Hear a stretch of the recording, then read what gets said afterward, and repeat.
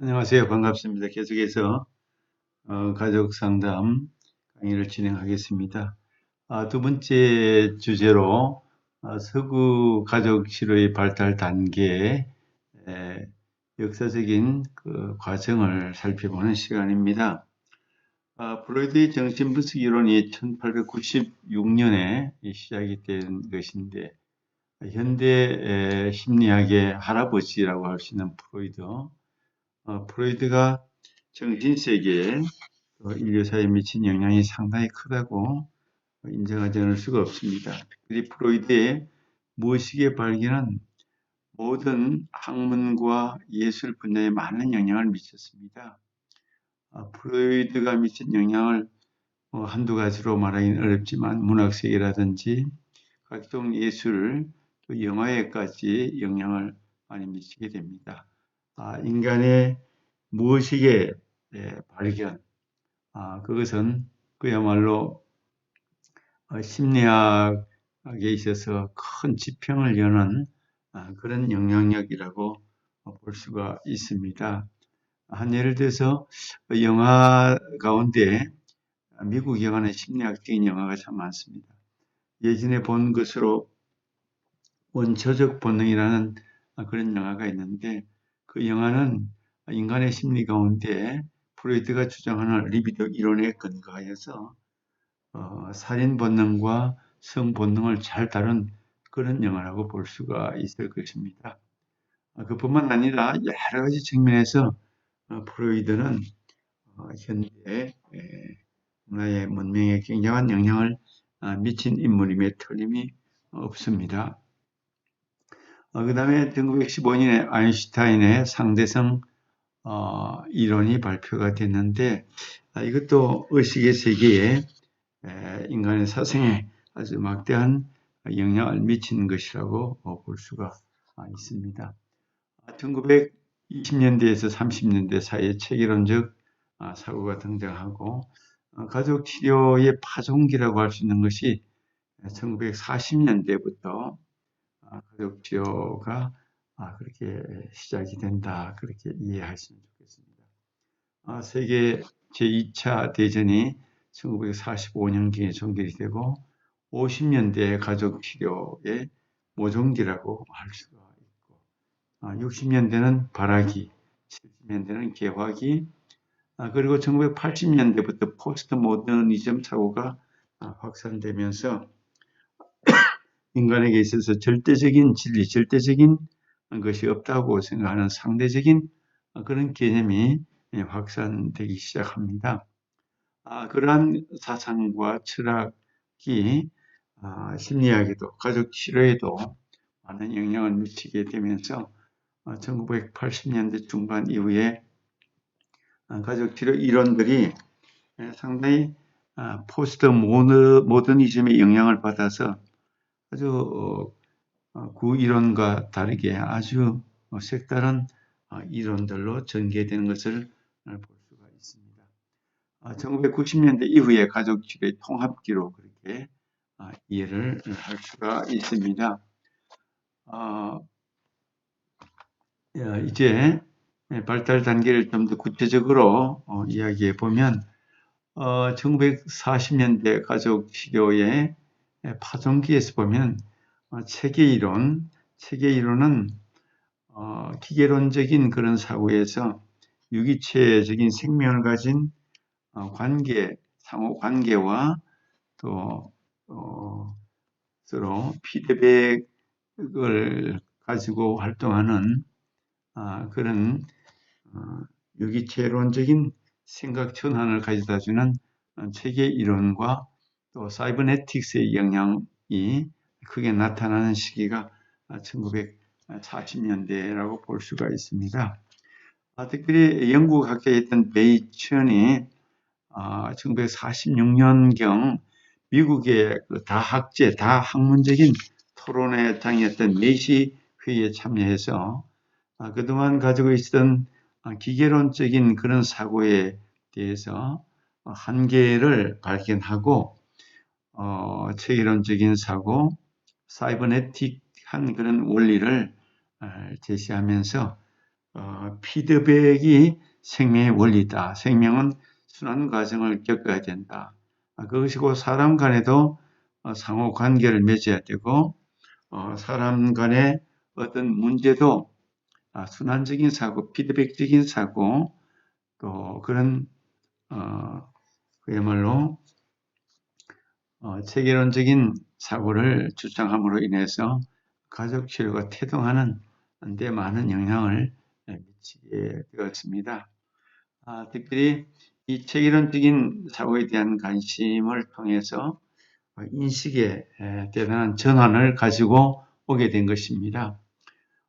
피드백 기제라는 것은 결국 사이버네틱의 영향으로 인해서 어떤 유통, 상호관계, 소통은 결국은 순환적인 패턴을 만들고 인간 상호 간의 관계 패턴이 결국은 사이버네틱 피드백, 상호작용 이런 패턴을 갖게 된다는 것을 강조하는 이론들이라고 볼 수가 있습니다. 미국 사회는 1940년대, 특별히 45년 전쟁이 끝나면서 그동안 기계론적인 사고를 가지고 있던 모든 학문 분야가 이제 새로운 전쟁 승리와 함께 그들이 새로운 적응과 또 가정 문화를 새롭게 정착시키는 데 대한 관심을 가지면서 이렇게 유기체론적인 사고로 인하여 전반적인 모든 접근을 새롭게 할 수밖에 없는 그런 과정을 맞이하게 되는 것입니다. 1950년대는 일반 체계 이론과 사이버네틱스의 개념이 행동과학에 구체적으로 접목되는 그런 시기라고 볼 수가 있습니다. 그 2차 대전이 끝나면서 미국 사회에 나타낸 문제는 가족들이 이제 흩어졌던 가족들이 재결합하고 또 재결합하면서 만나게 되는 수만 가지의 스트레스가 가족 안에 일어나게 됩니다.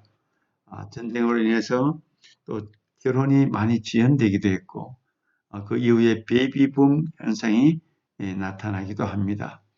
가정 안에 수많은 문제가 양산되면서 미국 사회 안에서도 가정에 대한 관심이 아주 증폭되었던 그런 시기가 1950년대라고 볼 수가 있습니다. 그때까지만 해도 가정 안에서 일어나는 모든 문제들이 개인 문제다. 개인과 개인의 자아에 대한 심리 치료가 중심이 되었던 그런 시대였습니다. 아직은 가족 치료 이론이나 가족에 대한 문제가 그렇게 부각되지 않았던 그런 시점이었습니다. 그러나 조현병이 많이 발생을 하면서 가족 내에서 발생하는 이런 조현병 같은 문제가 개인을 아무리 치료하고 상담을 한다 할지라도 근본적으로 문제 해결하는데 한계를 발견하게 됩니다. 그래서 결국은 정신분열증이라고 하는 이 오늘날 조현병이 가족 내에서 발생하는 대인관계적 또 상호관계적 현상이라는 것에 관심을 가지게 되는 거죠.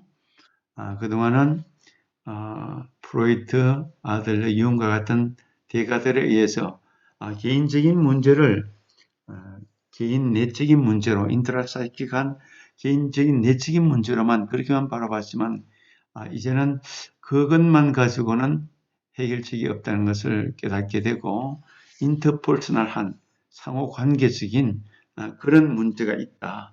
가족 안에서 가족 상호 간의 문제를 해결하지 않으면 개인적인 문제가 풀리지 않는다는 것을 인식하게 되는 것입니다. 그래서 이제 가족치료 분야의 출판물들, 학술지들이 이제 탄생하게 됩니다.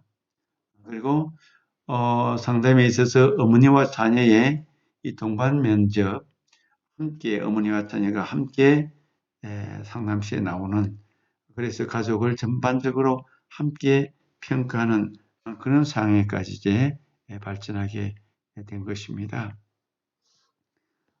그리고 이제 베이천이 1954년경에 조현병 환자에 대한 연구를 하면서 이중구속 이론에 대한 그런 가설을 발표하게 됩니다.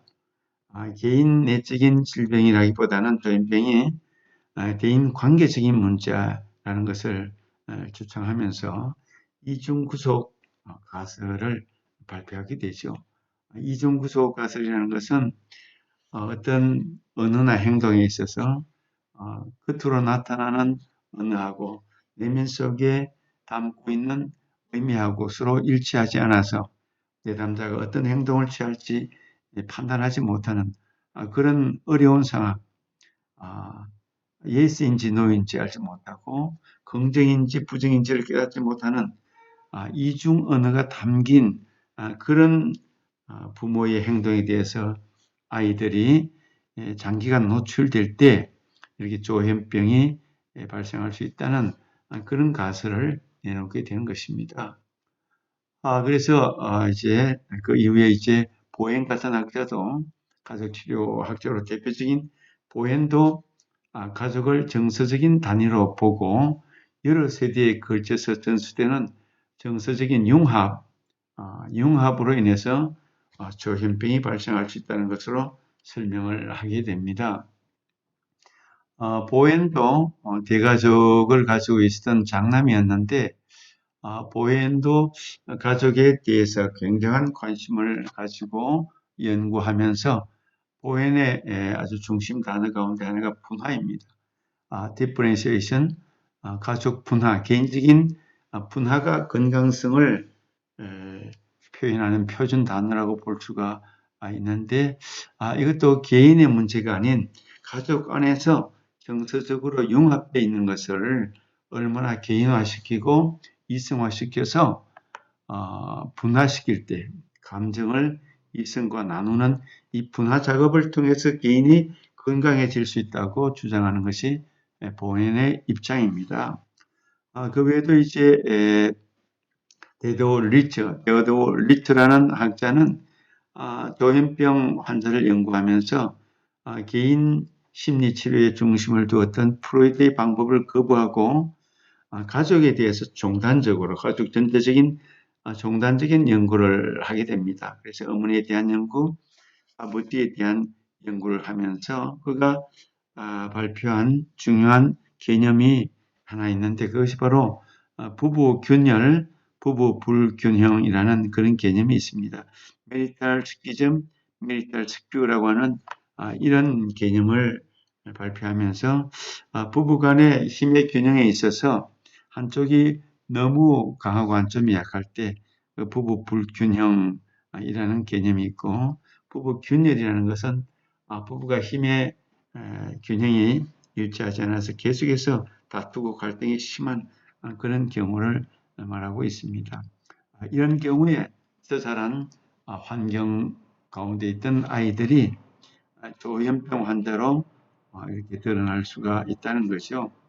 그뿐만 아니라 윈이라는 학자는 조현병 가족을 연구하면서 거짓 친밀성, 고무 울타리 같은 개념을 사용하면서 가족 간의 어떤 경계선, 가족 간의 구조적인 잘못 때문에 일어나는 거짓 친밀 이런 개념들을 주장하고 있습니다. 위테크는 정신분열증 치료를 위해서 가족 교환을 목표로 두고 그렇게 연구를 한 학자입니다. 50년대에 이렇게 여러 학자들이 등장하면서 다양한 가족 치료 개념들을 발전시켰던 시대이기도 합니다. 그래서 조현병을 이해하기 위해서 가족의 역할과 의사소통 유형을 잘 고려해야 한다는 주장을 많이 하였습니다. 역할과 의사소통, 가족 안에서 중심적인 그런 개념들이 될 수가 있습니다. 60년대를 발악이라고 하는데 가족 치료가 하나의 독립적인 그런 전문 분야로 이제 자리를 잡게 되었습니다. 대표적인 가족 치료 이론과 모델들이 이제 등장하면서 특별히 미국 서부 지역에 MRI, 멘탈 리서치 인스티튜트라고 하는 정신건강연구소가 설립이 되고 그게 중심 인물이 돈 잭슨, 헤일리, 버지니아 사티어 같은 인물들이 있습니다. 사티어는 여성학자이죠. 사티어는 우리나라에도 번역된 책들이 있습니다. People Making, 사람 만들기 같은 책들이 아주 유명한 책인데 그야말로 사티어는 의사소통을 통해서 가족 간에 여러 가지 문제상을 만드는 의사소통 개선을 통하여 가족의 건강성을 추구했던 그런 학자입니다. 이렇게 가족 치료에 관심을 둔 전문가 집단이 많이 등장을 하게 되었습니다. 이에 비해서 동부 지역에서는 필라델피아 아동지도 클리닉에서 활동했던 미누친이 있습니다. 미누친은 구조주의 모델을 개발한 아주 대표적인 학자입니다. 가족의 구조주의 모델은 가족의 힘의 역동에 의해서 규칙이 만들어지고 체계가 만들어진다고 보는 그런 입장의 학자입니다. 그리고 70년대는 가족치료 모델이 더욱더 발전하고 분명하게 세워지는 그런 시대입니다. 특별히 다세대 모델, 다세대 모델은 정신분석 이론에 기초하는 이론이라고 볼 수가 있습니다. 구체적 모델, 경험적 모델, 전략적 모델 이런 모델들이 뚜렷하게 자기 주장, 자기 이론을 분명하게 세우는 그런 시기였다고 이해할 수 있습니다. 심리치료 모델을 가족치료에 접목한 모델로 대상관계 가족치료, 인지행동적 가족치료가 있습니다. 이렇게 70년대에 가족치료 모델들이 다양하게 자리를 잡고 제 역할을 하며 자기 주장을 하게 되는 그런 시대가 70년대였다면 그래서 개화기라고 표현할 수가 있겠죠. 전환기가 되는 80년대 이후 90년대까지를 전환기라고 말하는데 이때는 초기 모델들이 하나의 통합을 이루게도 되고 1980년대 중반 이후를 거치면서 후기 모델이 출현하는데 이것은 포스트 모더니즘 사상의 기초에서 후기 모델이 등장을 하게 됩니다. 여러 모델, 초기 모델을 통합하면서 필요적절하게 특정한 모델이 등장하면서 더 유명해지는 모델, 더 많이 사용되어지는 모델, 또 그렇지 못한 모델들로 나누어지게 되는 것을 볼 수가 있습니다. 초기 가족치료 모델들의 여러 가지 공통점과 차이점들을 우리 교재를 통해서 한번 나누어 보시면 좋겠습니다. 특별히 후기 모델들로는 포스트 모더니즘은 말하자면 자기의 어떤 주장이나 자기의 어떤 세계를 자기 영역으로 그렇게 인정하는 것이라고 볼 수가 있습니다. 그야말로 절대적인 진리가 사라지고 개인의 의미가 나에게 중요하다고 보는 포스트 모더니즘 사상은 자기가 이야기하는 것, 자기가 관계 맺는 것, 자기의 세계가 곧 진실이고 진리라고 보는 그런 입장입니다. 그래서 해결 지향 모델이나 해결 중심 모델, 이야기 치료, 협력 언어 체계 모델 이런 것들이 주로 후기의 모델로 등장하면서 포스트 모더니즘의 영향을 많이 받은 것으로 그렇게 이해할 수가 있습니다. 자기 세계에 자기가 관계 맺는 맥락 환경을 중요시하면서 자기 안에 자기 세계를 만들어가면서 그 자기 안에 자기 세계가 곧 건강성이요 자기에게는 자기 영역의 어떤 이야기 세계, 자기 영역의 어떤 건강한 세계라고 그렇게 보고 있는 것이죠. 어쨌든 이제 1990년대에 오면서 모델들이 통합되기도 하고 또 후기 모델로 이렇게 뚜렷하게 나누어지는 특성을 보여주고 있습니다. 두 번째 시간은 여기까지 우리가 하겠습니다. 여기까지 하고 이제 남아있는 1장의 후반부는 세 번째 차시에서 시작하도록 하겠습니다. 수고하셨습니다.